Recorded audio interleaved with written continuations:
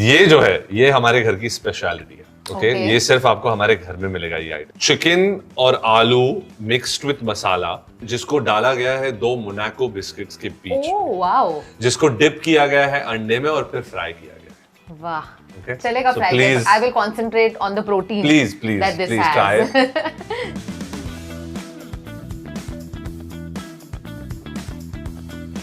Wow, Good, right?